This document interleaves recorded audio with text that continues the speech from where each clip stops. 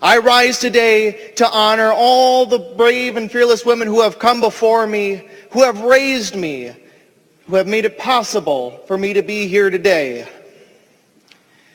I want to honor a community member of mine and a dear friend who passed away in mid-January of this year, whose scarf I now wear as I proudly stand on the House floor to support the Equal Rights Amendment that she spent her entire life fighting for.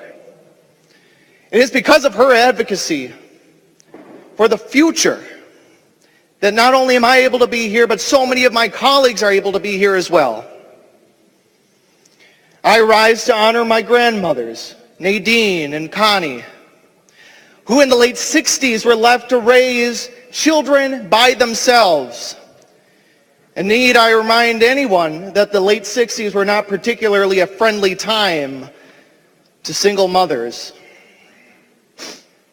They had to fight for their prosperity. They had to fight to be afforded the full protection and opportunities of the law. Often against great societal resistance and adversity. When my mother, Beth, was in high school, she was told that she was not worth going to college, that she should stay home, raise children.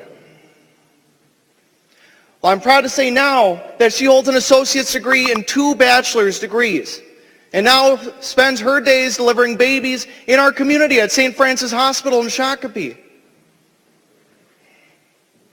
We all know and love someone who has been disparaged and deprived of equity under the law and within our society on the basis of gender.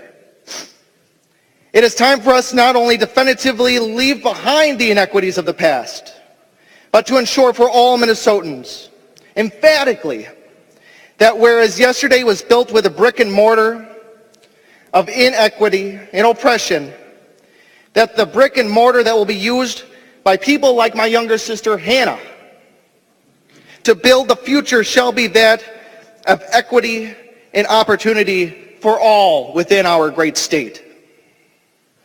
We are at a crossroads, my friends, a historic juncture in the long course of our state's history. Today we have an opportunity to pose to the people of Minnesota the fundamental question of whether or not we as a state shall declare in one unified voice, codified in our sacred Constitution, that one's gender does not exclude them from enjoying the full protection of our laws, or be afforded full access to the wide breadth of opportunities our incredible state has to offer. I will be voting yes today, and should this question be on the ballot for the people of Minnesota to act upon, I will be voting yes then as well. I believe in the people of our state, and I believe in the wisdom of this legislature. I've heard a lot of concerns that are reminiscent of the concerns that we have heard echoed time and time again.